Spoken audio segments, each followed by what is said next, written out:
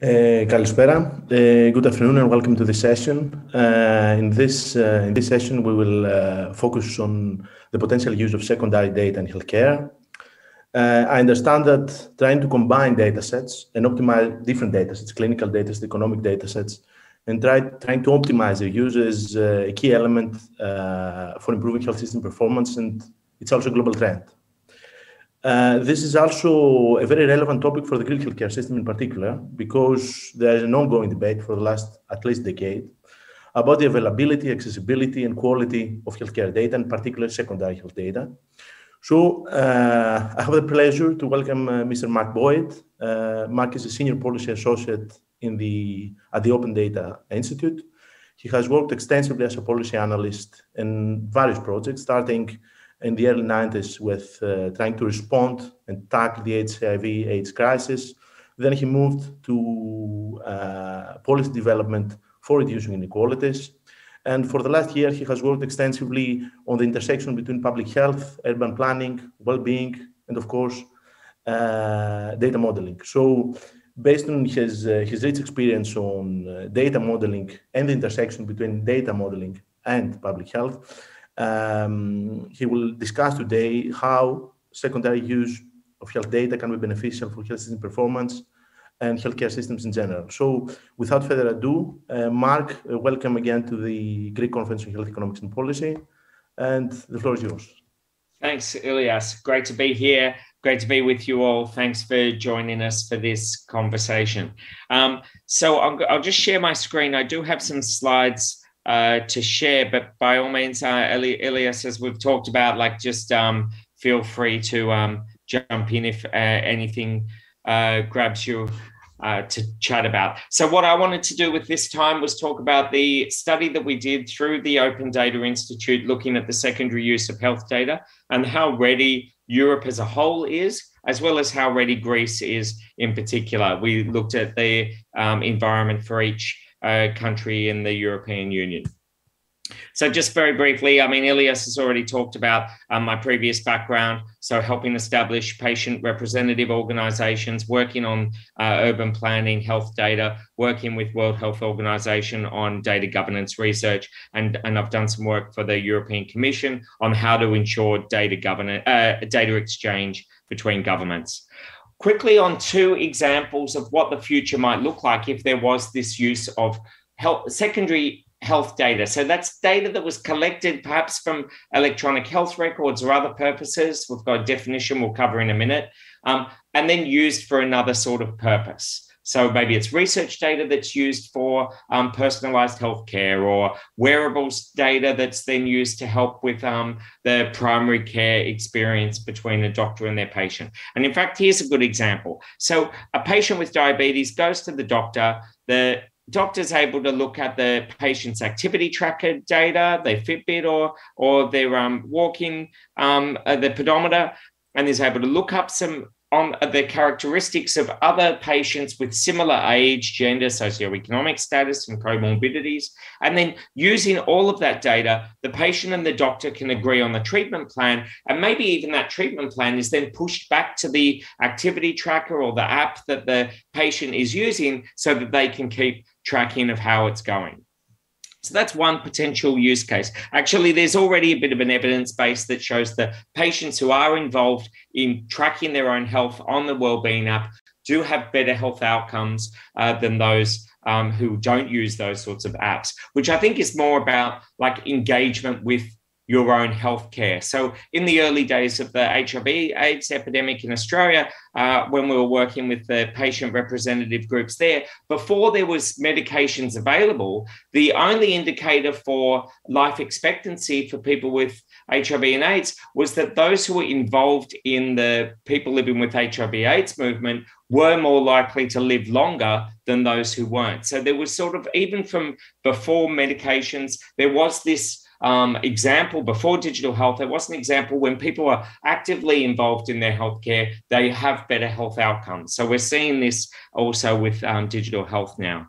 And then expanding innovation, another use case. So a research institution has done large-scale clinical trials already. It's maybe phase 3 trials. It's collected a whole heap of data. Now it wants to do a new study for a new drug, also in, say, cancer treatment. And now, in order to progress it faster and get some analysis of the phase 1 or phase 2 stage of the trial, they want to actually apply artificial intelligence on the outcomes that they've collected from the previous study to just see whether the new drug option is looking favorable, if it's got similar outcomes, better outcomes. So using that data, again, you know, to be able to address it, pooling some of the data, really important there for areas like Greece, some of the smaller countries in Europe that aren't going to have a large enough population to be able to really do this sort of analysis unless they share data with another country within Europe to be able to have a big enough pool. We saw this work when we were doing some work with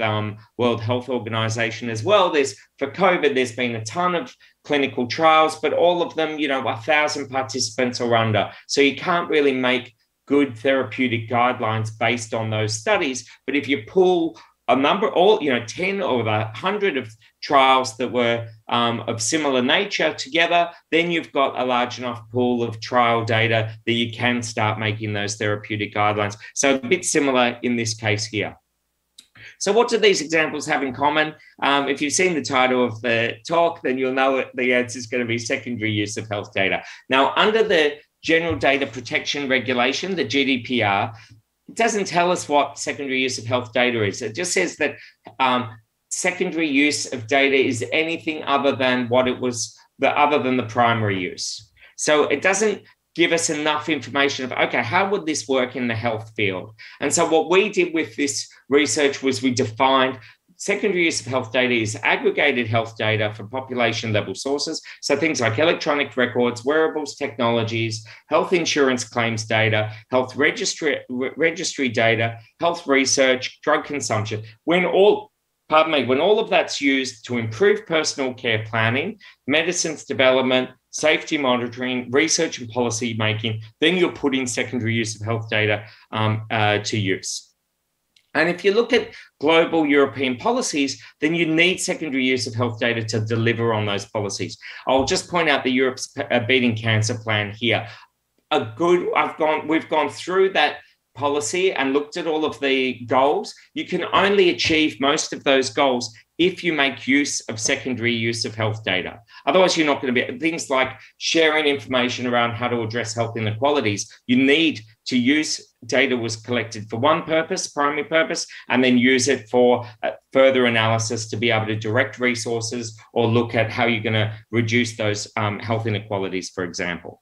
So how do we make all of that a reality? So the Open Data Institute has a model that they call the theory of change, which looks at how do you develop a how do you develop a data ecosystem, and we've applied that learning to the health data sphere. And really it's saying that you've got data. If it's stewarded well, then you can create new products and services and you can make better decisions, and that leads to the positive impact. You can optimize your health systems, improve the patient journey, encourage patient-public participation, and expand innovation. So it's that central root coming out. And then the 6 areas on the left and the right, my apologies, it's a little bit light now that I see it here on the slide. So there's 6 areas that will help drive that central arrow, and that's engagement, equity, ethics, innovation, capability, and infrastructure. And then, of course, with this, you need the whole group of ecosystem stakeholders, each playing their part and collaborating in order to get this to happen. So those 6 areas, what we did in this study is we looked at each of those pillars and thought, what's going to be needed in that area for secondary use of health data to be able to be in place as a resource to create this positive impact. So just speaking about one area, the infrastructure. So we were looking at, okay, what data sets are needed? What's the legal, is there a legal framework for use of data in place? Is there some sort of platform or use of real world evidence and real world data? Things like that. So, and we did that for all of them. We came up with 23 indicators, and that's how we measured where each country was at. So you need a trustworthy ecosystem.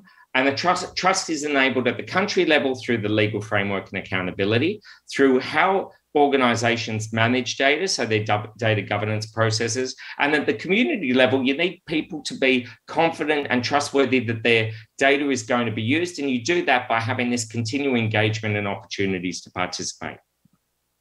So if you're using health data to benefit everyone, there's some complex challenges you need to solve. First of all, it does need that multi-stakeholder collaboration. We need all players to be working together. What we're seeing currently is that there is a commitment in some countries to secondary use of health data, and then it stops because the hospital says, no, we're not going to release that data. So it all falls apart then. Or GPs even say, no, I'm not going to enter it into electronic health records. I'm just going to keep it into my private files. So unless you have everyone working together, that's not going to move forward. Okay, another thing you need to work on is enabling multiple benefits to be discussed. Some stakeholders, so in that hospital situation, it can be that they're a research institution hospital, and therefore they don't want to share the data because they think it's going to be a competitive advantage for them to keep the data. So we need to talk to them about how it's going to enable them to expand innovation, how it's going to be able to help their patients or all patients within the country to be able to improve their patient journey. We have to pick which benefit is going to be able to enable those stakeholders to come on board. So we need to know all of the benefits of using the secondary use. So we've mapped that out in this research as well. Also, it's not one thing where you can just work, say, for example, here on the right, just on those data sets. You also need to work on the left about ensuring patient participation, ensuring there's an ethical framework in place, ensuring that there's investment in electronic health record systems for innovation. So it's all of these elements need to be worked on at the same time, or certainly, in the same year. And also what we're seeing is that there is an interplay between the regional and the national level. So at the regional and national level. So at the regional level, European level, there's things like GDPR, there's now going to be the European health data space, and then that influences the implementation at the local level. But how things are implemented at the local level will then feed back up into the regional level as well. So for example, I understand Greece has got some funding through the recovery funds from post-COVID, which you're going to be able to use in Greece to be able to expand digital health and the digital services infrastructure. So how Greece spends that money and the successes it has in being able to drive that sort of digital health infrastructure will be useful to be sharing at that European health data space level to show other countries who are in a similar position how they can also use that sort of financing to modernize their digital health infrastructure as well. So just quickly looking at Europe, what we see is Europe in the leadership pack, when we do that score with the 22 indicators across those 6 areas, then Europe sort of sits here in the middle, not in the leadership area necessarily, or it's in the leadership quadrant, but it's not right out in front. And that's because there's modernization of health data and then a modernization of health systems and then a move towards data infrastructure, but they haven't fully met up yet. So the things like the European Beating Cancer Plan really do actually match up. It says, yes, we want to modernize. Yes, we want to be data enabled. So that's going forward. But a lot of the previous ones were just looking at modernization, which is why you see a lot of the health data discussions previous for the last couple of years, really just talking about cross-border data sharing for primary use case purposes, for that, for healthcare delivery, where the resident of one country needs the healthcare in another country. So that was sort of where it went, whereas now it's more about like the secondary use and seeing health data as a resource. And so, as I said, really incredible opportunity emerging from European health data space. What we're already seeing is that, so that's going to be a network of health data leaders from all countries in Europe working together to standardize data sets, to look at how GDPR can be normalized across Europe and so on. What are the primary use cases, things like that for use of data. what we're seeing already is that some of the more advanced countries like Austria, Sweden, Finland, they're thinking about it in terms of, we want a national health data space that's going to bring everyone together in our country, and that they're going to feed into the European level health data space. So, you know, Greece would be great to see that that conversation was happening in Greece as well. It's a real opportunity to bring people together and have that discussion and make sure that Greece is then feeding into the European health data space as well. So for Greece, unfortunately, at the moment, what we're seeing is the Greece scores fairly low on the on our indicators as far as having the infrastructure, having the capabilities, having the innovation, equity ethics in place to enable secondary use of health data. But I've got to say, with health data policy, it moves incredibly fast. So look at what happened with Portugal, one of the worst performing countries with the vaccine. Then they applied some use of data to allocate vaccines across the country. Boom, they were in the front runner. From some say 0 to hero. So they're one of the leading countries in the European Union now as far as vaccine rollout. It can change that quickly. And I've got a few more examples along that line that I can demonstrate as well. So doesn't need to be put off by Greece being that low. And in fact, there are some reasons for that. There's a lack of infrastructure, such as the lack of the registry data sets. So that was, if you saw in the background here, a lot of the registries, so that makes up a good 14 or 12 of the scores. So when you don't have any of those, you rank really low, but there isn't the data set infrastructure in place that can be used for secondary use of health data. So there's that. Also low on the electronic health record adoption. So again, not some of those foundational elements that enable this. And there was some work done. I think this is changing a little bit, but there weren't any strategies when we did the research in May to July this year. We couldn't really pinpoint specific strategies that explained how secondary use of health data might be leveraged in the way that that Beating Cancer Plan, for example, for Europe was doing. But there are opportunities for Greece to prioritize, and where it could move from it's not quite zero now, but certainly to a hero stage. The ministry's Bible of digital transformation is a really great opportunity to bring together that sort of thinking around how you could modernize your health data infrastructure. You've got the money for the Recovery and Resilience Plan, which has been earmarked for digital health purposes in Greece. And then there's, and then maybe that could be used in part on modernizing the infrastructure, which would give you that opportunity. And then there's also that opportunity to, apologies for the acronym, but that's European Health Data Space. So there's that opportunity to participate in that as well to move forward. So when we look at other countries around Europe and how they've taken the leadership space, here's another example of where it can change very quickly. UK looks good on paper, certainly one of the best performing in the studies that we did. We included them, even though they're not part of Europe. But they scored quite well. They score really badly on the equity and ethics factor, on the ethics factor, because they were trying to just make all of their patient data available. So the way they approached data sharing at a population-wide level didn't bring the community along with them. So they've sort of ended up losing this trust. So even though they've got the infrastructure in place, I would be surprised if they stay as that leadership, because they've already sort of burnt their bridges a bit on people trusting and willing to share their health data to enable these secondary use purposes.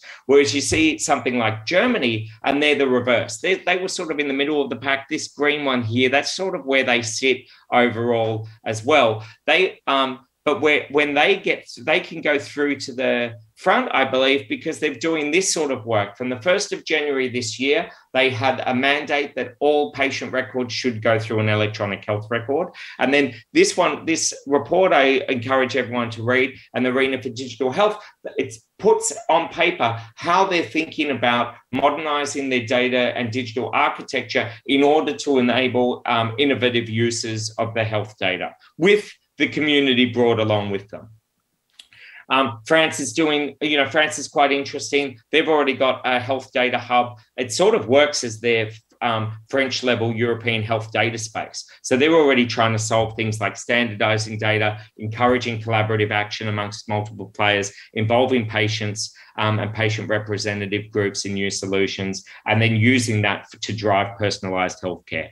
So really, out of all of this, it's a good time. I mean, it's really exciting that you've got the conference over these past few days, and for this and opportunities like that. Sorry, it says Austrian for the Greek health system here. Where do you want to be in the next 20 years? So or 10 to 20 years. And so there's work, even though GDPR needs to be solved, there's a lot of other work that can be done. We've seen the infrastructure work that needs to be done. And then there's a whole other bit of work that also can be worked on as far as ensuring that people's data is secure and safe and anonymized, that there's codes of conduct, that you're standardizing to data models, that there's data sharing agreements in place, and so on. So there's opportunities to keep progressing to be ready for greater use of secondary use of health data. Thanks, Elias. Great. Thanks a lot, Mark. I think this was an excellent presentation with very well-rounded arguments on why we need to use secondary health data to improve health system performance. And the second stream was how we can use this secondary health data, not only to increase health system performance, but also to increase accountability and transparency in healthcare. But let me ask you a question, which obviously relates to Greece. So it seems that Greece is struggling to keep pace with the other European countries, and this is something that was clear. I mean, based on your analysis, I think it was probably the worst performer according to your score, or among the worst performers at least. Yeah. And my perception, because I have tried to use some secondary data in the past as a researcher, I have asked for hospital episode statistics, no clue. I had asked for outpatient visit statistics. I didn't manage to get access. I asked for consumption data for drugs or for other, let's say, healthcare resources. I asked for insurance claims data over the past 5 or 6 years, and all of my requests were rejected with various reasons. I mean, one reason is that we don't have the format, we don't have them readily available, they're not anonymized, various reasons. I can think of a lot of them. And my perception at the end of the day was that there's an endemic culture of data aversion in Greece. This is what I thought, that they're averse in providing data just because without any specific justification, if you like.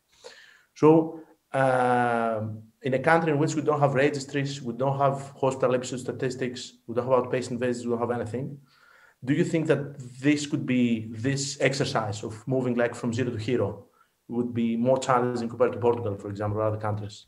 Look, I think it's going to be a little bit more challenging, to be honest, because there's some foundational work to be done. But at the same time, the work that needs to be done is clearer in Greece. Yeah. If you've got some of those registries in place, then you're sort of what do we do next? It could be one of these 6 things. Whereas there's one thing that you need to do in Greece, and that's get the infrastructure and the data sets right. The bigger issue is you need to get it right in Greece, because it's not just health.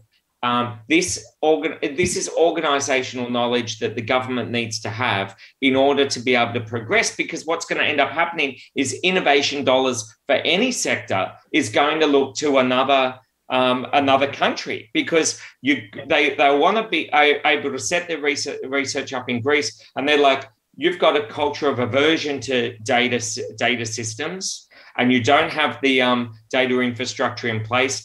We can't innovate there because we need data. Data is an essential tool in any innovation now. So then people are going to already cut their, organizations and institutions and researchers are choosing other countries in Europe to do that research. So it's needed, and the experience of the health sector will then influence other sectors across government as well. That's why the Bible for digital transformation is so important in Greece. And I love that it's called a Bible of, it should be the tome that every department is trying to follow. So given that we all agree, and I think that all the participants in this session will also agree, because based on their experience, even if they're academics, industry professionals, given that it is clear that we're lagging behind, in terms of data availability and perhaps data accessibility for sure. So do you think that for bridging this gap, that the key thing is to try to align preferences among stakeholders? How we can build capacity in your opinion, based on your experience? Look, I would actually two or three key things that you would. Yeah, the two or three key things that I would do is I would bring together a multi-stakeholder network. So bring the hospitals, researchers, ministry, patient representative organizations together, and health tech, startups or industry together, and have them meeting, once a month or regularly to start trying to share, look at one data set. So look at, say, the cancer registry or diabetes registry or something like that. What can be done to get that modernized and up to date so that was accessible, and that can we solve for that? And then once we've done that, let's do diabetes. If you did cancer first, let's do, and so on, so let's get those right. And as you're doing that, that's going to bring up all of the arguments, what standards are we using? How do we set up the data sharing agreements and infrastructure? How do we enable researchers to use the data, but in a secure and private way so that the data is anonymized, so on. Yeah. So if I understood correctly, you are suggesting less ambition, so simpler projects, try to align all the preferences of the stakeholders within a simple and straightforward project, for example, just one registry, and then try to expand and scale up the whole process. Yeah. So do it once with for something that through the recovery funds, there's substantial investment coming down for the Europe's Beating Cancer Plan. So it would make sense, and also if that's the biggest burden of disease on the Greek population, start there. But that's going to be one that's going to have other funding opportunities in future available. So why not start with that one? So that's worked on. Or if cardiovascular disease is the greatest burden of disease, maybe focus on that, but that's going to be the biggest gain for population health, but also for being able to build that organizational learning, which can then be brought forward.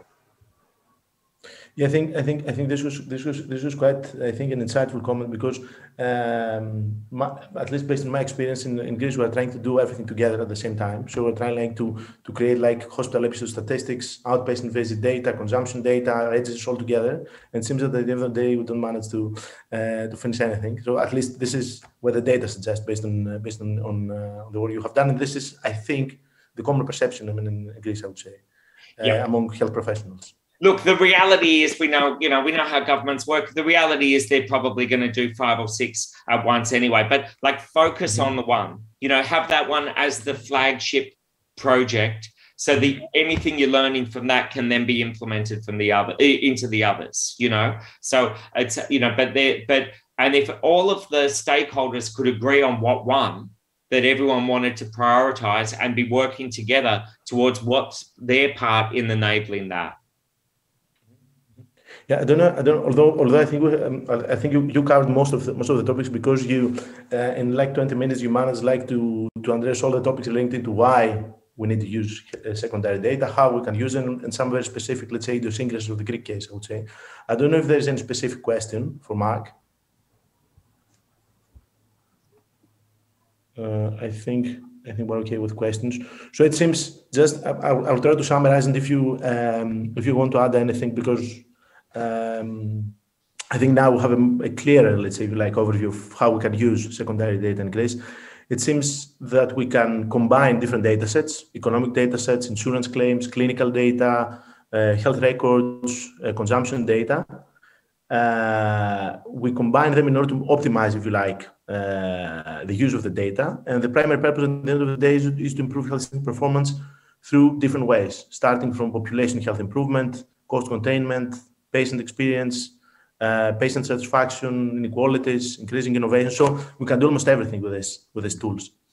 And for enabling change, at least for the case of Greece, the key thing is to bring stakeholders together, but try to incentivize stakeholders to do simple things instead of let's say, focusing on large-scale projects and all the things together. Perfect. I don't know if you want to add anything on this. No, that will be it. Any last recommendation for the Greek case? Look, no, I think, like, I'm really excited. I mean, the fact that the Pan-Hellenic Health Congress is such a major event in Greece shows that there is this willingness to work together. All of you in the audience, you've been involved in this for the past few days. I know George is coming up with another great talk. There's a whole bunch of, there's goodwill, and there's an interest in doing it, and now there's a bucket of money, so now's the time to like really push this ahead in Greece, and I'm excited to see where you land on that ranking next year, because I think it'll be much higher. Yeah, exactly. The critical mass of professional sciences is there, of course. There are a lot of health economists, health policy experts, data scientists. All of them are working in the healthcare sector. The thing is that at some point we need like to align our preferences and go to implement all these things that you mentioned. Yeah. So thank you once again for your participation to the conference. I think it was a very interesting presentation, both for academics, but also for health professionals, for industry professionals, for health workforce in general. So let me thank you again, and hope we will see you next year. Okay, wonderful. Thank you, everyone. Thank you. Bye-bye.